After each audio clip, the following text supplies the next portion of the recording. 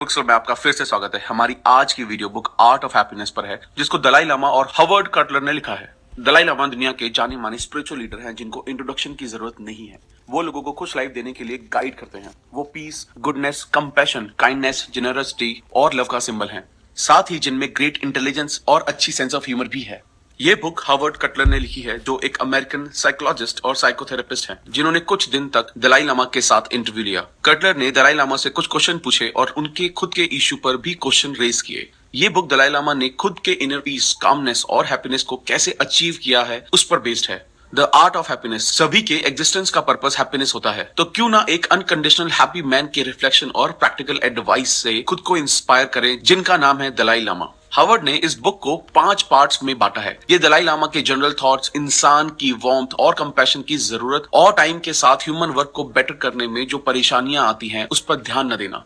ये किताब उन सब चीजों के बारे में है, इसलिए ये एक कम्प्रिहेंसिव मेडिटेशन है जो जनरल गाइड की तरह काम करती है कि कैसे इंसान को सभी के साथ जिनसे वो मिल रहे हैं उनसे रिलेशन इंप्रूव करने चाहिए। चाहे कुछ भी हो जाए, फिर भी खुश रहने की एबिलिटी रखने वाले परफेक्ट एग्जाम्पल हैं दलाई लामा। गरीबी में पैदा होके वो तिब्बत के स्पिरिचुअल लीडर की एस्टीम पोजीशन तक पहुंचे। 15 साल की उम्र में अपने देश से निकल गए और उन लोगों से उनका कट ऑफ हो गया जिनको उन्हें लीड करना था। इसके बावजूद उन्होंने सभी को कंफर्ट और नॉलेज देते हुए खुशी से ट्रैवल किया। दोस्तों, दलाई लामा के इस विजडम और लाइफ में हैप्पी रहने के सीक्रेट के लिए ये वीडियो एंड तक देखें। अगर आपने अब तक इस चैनल को सब्सक्राइब नहीं किया है तो इमीडिएटली सब्सक्राइब करें और फ्यूचर में आने वाली नोटिफिकेशन के लिए बेल आइकन को प्रेस जरूर करें। हमारे फेसबुक और इंस्टाग्राम पेज को फॉलो करना ना भूलें, जिसका लिंक नीचे दिया गया है। So let's begin. Part 1, the purpose of life. The right to happiness. Happiness का अधिकार होना। दलाई लामा के लिए लाइफ का रियल पर्पस हैप्पीनेस है और हम सब भी बेटर लाइफ को ढूंढ रहे हैं। वो कहते हैं अगर हम अपना दिमाग लगाएं तो हम इसको पा सकते हैं। वेस्टर्न वर्ल्ड में हैप्पीनेस अभी भी ढूंढना एक कॉन्सेप्ट है जिसको ढूंढना मुश्किल है। ये एक मिस्ट्री ब्लेसिंग है जो आसमान से नीचे गिरी है।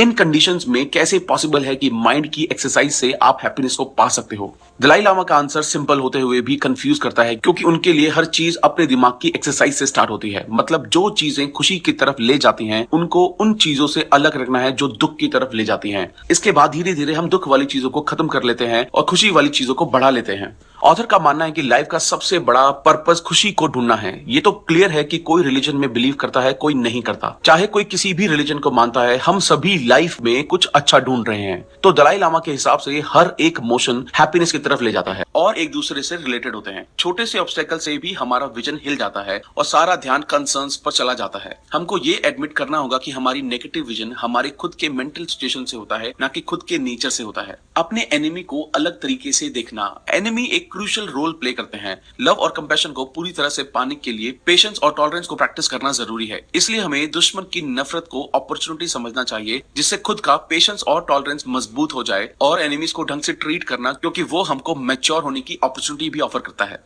Flexible mind. माइंड की फ्लेक्सिबिलिटी चेंज के पर्सपेक्टिव को, हमारे विजन और हमारे न्यू पॉइंट ऑफ व्यू को बढ़ाने के लिए नरिश करता है। हमेशा अपने माइंड को ओपन रखें। ये हमें यूनिवर्स को हैप्पीनेस से देखने की एबिलिटी देता है और हमारी छोटी सी दुनिया लाइफ में क्या इंपॉर्टेंट है और क्या नहीं, इसके बीच डिफरेंस सिखाती है। फ्लेक्सिबल माइंड की इंपॉर्टेंस। माइंड की फ्लेक्सिबिलिटी और अपना पॉइंट ऑफ व्यू को चेंज करने की एबिलिटी का आपस में म्यूचुअल रिलेशन होता है। एक फ्लेक्सिबल माइंड प्रॉब्लम को अलग अलग एंगल से एड्रेस करता है। एवोल्यूशन प्रोसेस में जो सबसे ज्यादा चेंजेस को अडॉप्ट कर पाया वही सरवाइव कर पाया है। आजकल की लाइफ अनएक्सपेक्टेड चेंजेस से भरी है, जो अचानक से आते हैं और वायलेट होते हैं। Finding meaning in pain and suffering. Pain और सफरिंग में मीनिंग ढूंढना। सफरिंग में मीनिंग ढूंढना डार्केस्ट प्रॉब्लम को डील करने का एक पावरफुल टूल है, लेकिन ये इजी नहीं है। जब सब गलत होता है तब हम कहते हैं कि मैं ही क्यों। तभी हमें सफरिंग में छुपी हुई सेंस को देखना चाहिए जब सब अच्छा जा रहा होता है। इसलिए हमारे पास बेनिफिट लेने के बेस्ट पॉसिबल चांसेस होते हैं। सफरिंग हमको मजबूत और टफ बनाती है। फिजिकल पेन को फेस करना। पेन एक रिमार्केबल, कॉम्प्लेक्स और बायोलॉजिकल मैकेनिज्म है जो हमको बॉडी में होने वाले डैमेज प्रोटेक्ट करता है। मेंटल पोस्चर पेन को देखने और सहने की एबिलिटी को इफेक्ट करता है। हम अपने पेन को सफरिंग में मेंटली कन्वर्ट कर लेते हैं। इसको रिड्यूस करने के लिए हमें ये डिफरेंस करना होगा कि पेन की वजह से है या सिंपली हमारे सोचने की वजह से। Fear, anger, guilt, loneliness, despair emotional reaction होते हैं जो पेन को बढ़ा देते हैं। Part 4, overcoming obstacles, bringing about change. Change को लाना। जब दलाई लामा से पूछा कि नेगेटिव माइंड को पॉजिटिव माइंड में शिफ्ट करने के लिए कौन सी अप्रोच चाहिए, इसमें दलाई लामा ने बाद एक्साइटमेंट और अच्छा मूड होता है, लेकिन एक टाइम के बाद ये एक्साइटमेंट फेड हो जाती है। इवन स्टडीज से ये पता चलता है कि हैप्पीनेस जेनेटिक पर ही डिपेंड करती है। साइकोलॉजिस्ट का मानना है कि मेंटल फैक्टर्स पर काम करके हम अपनी हैप्पीनेस बढ़ा सकते हैं, लेकिन ये सबसे ज्यादा हमारे एटीट्यूड पर डिपेंड करता है। हैप्पी रहना या अनहैप्पी रहना शायद ही पूरी तरह हमारी कंडीशन पर डिपेंड करता है, लेकिन सिचुएशन को लेकर हमारी परसेप्शन और जो हमारे पास है उसमें सेटिस्फाइड होने की एबिलिटी पर डिपेंड करता है। उन्होंने ये शेयर किया है कि वुमेन 32 साल की एज में रिटायर हो रही है जिनका हैप्पीनेस लेवल हाई है, लेकिन वो रिटायरमेंट से पहले ही अपनी हैप्पीनेस के लेवल पर वापस चली जाती हैं। इस स्टोरी के कंपैरिजन में एक आदमी को बताया जाता है वो HIV पॉजिटिव है, जो उसको हैप्पीनेस के लोअर लेवल पर ले जाता है, लेकिन जल्दी ही वो लाइफ को अप्रिशिएट करना स्टार्ट कर देता है। बुक के ये दो एग्जांपल एक्सप्लेन करते हैं कि हैप्पीनेस बाहर के फैक्टर से ज्यादा माइंड की सिचुएशन से डिटरमाइन होती है। लाइफ में हाई होना जैसे लॉटरी जीतना, लाइफ में लो होना जैसे कैंसर का पता चलना, हम इवेंचुअली बेसलाइन लेवल पर वापस आ जाते हैं। ये बेसलाइन इस बुक में डिस्क्राइब की गई है कि हम लाइफ में चेंजिंग न्यूज पर कैसे रिएक्ट करते हैं, तब भी फिर से हमारी लाइफ बेसलाइन तक पहुंच जाएगी। ये बुक बताती है कि हम कैसे इनकम और सक्सेस को कंपेयर करते हैं जो अनहैप्पीनेस तक ले जाती है, लेकिन हमें इस बात का कंपैरिजन करने के लिए माइंड के इस सिचुएशन को फ्लिप करने की नीड है कि हमारे पास जो है उसको अप्रिशिएट करना चाहिए। दलाई लामा के अकॉर्डिंग अगर आपने मन में नेगेटिव थॉट्स रखे हैं और आपके अंदर गुस्सा है तो ये आपकी हेल्थ खराब करता है। ये हैप्पीनेस को खराब करने का एक और फैक्टर है। हम हैप्पीनेस के बारे में माइंड में एक सर्टेन सिचुएशन को लेकर पैदा होते हैं, लेकिन हम हर मोमेंट में खुश होकर अपनी इस सोच को बदल सकते हैं। एग्जाम्पल के लिए हम सेल्फ वर्थ के जरिए ज्यादा खुशी ढूंढ सकते हैं। दलाई लामा के according self worth affection, compassion और डिग्निटी का सोर्स है। The spirit of comparison, comparison की स्पिरिट, कंपेयर करने की हमारी टेंडेंसी हमको स्ट्रांगली इन्फ्लुएंस करती है। लाइफ में सेटिस्फाइड होना हमारे कंपैरिजन पॉइंट पर डिपेंड करता है जिनको हमने अडॉप्ट किया हुआ है। दलाई लामा एक्सप्लेन करते हैं कि बुद्धिज्म में फुलफिलमेंट 4 फैक्टर्स पर बेस्ड है। इंडिविजुअल हैप्पीनेस को ढूंढने के ये 4 factors wealth, material satisfaction, spirituality और अवेकनिंग है। वो मटेरियलिस्टिक पॉइंट ऑफ व्यू से बताते हैं कि एक अच्छी health, material comfort, financial ease, एक फ्रेंड सर्कल, अफेक्शन और ट्रस्ट का रिलेशनशिप लाइफ को एंजॉय करने और खुश रहने के लिए इंपॉर्टेंट माना जाता है। लेकिन उनके लिए लाइफ को एंजॉय करना और पूरे तरीके से जीने का सीक्रेट है माइंड की सिचुएशन। अगर हम इनर डिसिप्लिन में लैक करते हैं जो पीस ऑफ माइंड देता है तो हम कभी खुशी को नहीं पा सकते। दूसरे हाथ पर अगर आपके पास मटेरियलिस्टिक चीजें नहीं है जो आपको लगता है खुशी देंगी, लेकिन आपके पास इनर पीस है, तो कोई आपको ऐसी जिंदगी जीने से नहीं रोक सकता जो खुशियों से भरी होगी। Happiness versus pleasure. यहाँ दलाई लामा हमारे साथ अपनी टिप शेयर करते हैं कि हैप्पीनेस और प्लेजर को सेम नहीं समझना चाहिए और डेंजरस प्लेजर से बचना चाहिए। हर किसी डिसीजन लेने से पहले एक क्वेश्चन पूछना चाहिए, क्या इसमें मुझे खुशी मिलेगी? हमें ये डिसाइड करना आना चाहिए कि कौन सी चीज हमको हैप्पीनेस देगी या सिर्फ प्लेजर देगी। सेटिस्फैक्शन पाने के लिए नेगेटिव पॉजिटिव एक्शंस पर डील करते समय हमको पॉजिटिव और नेगेटिव कॉन्सिक्वेंसेस को भी ध्यान रखना है। हमें खुद से पूछना चाहिए कि कोई भी काम या ऑब्जेक्ट हमको हैप्पीनेस देगा या प्लेजर देगा। Training the mind for happiness, mind को हैप्पीनेस के लिए ट्रेन करना। यहाँ ऑथर कहते हैं कि फर्स्ट स्टेप सीखना है कि अपने थॉट्स और इमोशन को पहचानना, जिससे आपको ये समझ आए कि कौन सा थॉट बेनिफिशियल है और कौन सा हार्मफुल है। ऑथर का कहना है कि आप ऐसी चीजों को अवॉइड करने की कोशिश करें जो आपको लगता है कि वो अपनी तरफ खींचेगी, लेकिन वो आपके लिए अच्छी नहीं है। द पाथ ऑफ हैप्पीनेस, हमारा माइंड हजारों थॉट्स और स्टेट ऑफ माइंड को कैरी करता है। उनमें से कुछ बहुत काम के होते हैं जिन्हें यूज और मेंटेन करना चाहिए, बाकी थॉट्स नेगेटिव होते हैं जिनको रिमूव करना चाहिए। रोड टू हैप्पीनेस का पहला कदम है ये सीखना कि नेगेटिव इमोशंस और बिहेवियर्स हमारे लिए हार्मफुल होते हैं और पॉजिटिव इमोशंस हमारे लिए बेनिफिशियल होते हैं।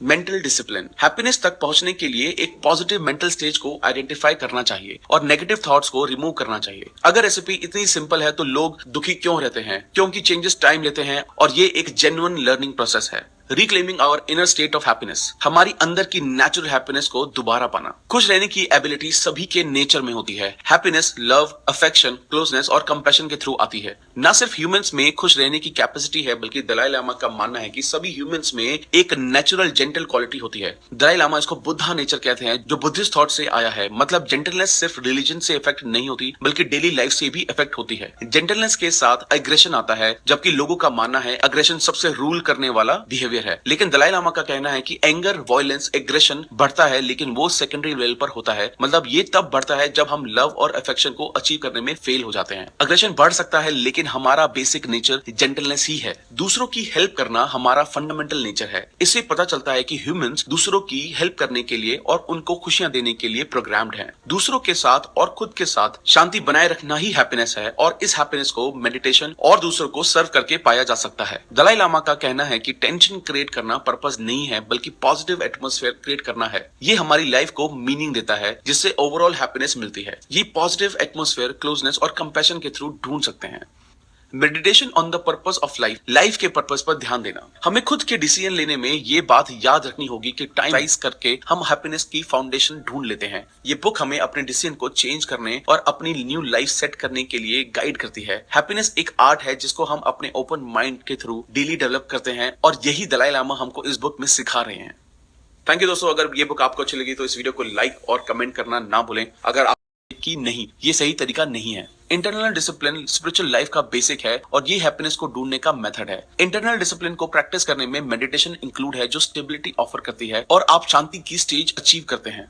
आर्ट ऑफ हैप्पीनेस हैप्पीनेस के रूल का एक क्लियर, इवन समटाइम रिपीटेटिव तरीके से प्रेजेंट करता है। दलाई लामा हमको हैप्पीनेस की सिंपल रेसिपी ऑफर करते हैं। अपने पॉजिटिव स्टेट ऑफ माइंड को मेंटेन करना और नेगेटिव इमोशंस को रिमूव करना। अपने माइंड को गुडनेस, काइंडनेस, कंपैशन और दूसरों के लिए रिस्पेक्ट की एक्सरसाइज करके हम हैप्पीनेस की फाउंडेशन ढूंढ लेते हैं। ये बुक हमें अपने डिसीजन को चेंज करने और अपनी न्यू लाइफ सेट करने के लिए गाइड करती है। हैप्पीनेस एक आर्ट है जिसको हम अपने ओपन माइंड के थ्रू डेली डेवलप करते हैं, और यही दलाई लामा हमको इस बुक में सिखा रहे हैं। थैंक यू दोस्तों। अगर ये बुक आपको अच्छी लगी तो इस वीडियो को लाइक और कमेंट करना ना भूलें। अगर आपने इस चैनल को अब तक सब्सक्राइब नहीं किया तो इमीडिएटली इस चैनल को सब्सक्राइब करें, और अगर आप चाहते हैं कि हम आपकी किसी बुक को रिव्यू करें या समरी दें तो प्लीज हमें बताए गए ईमेल एड्रेस पर ईमेल करें। और अगर आप इस बुक को खरीदना चाहते हैं तो उसका लिंक भी डिस्क्रिप्शन में दिया गया है। थैंक यू दोस्तों। जल्दी मिलेंगे एक नए वीडियो के साथ।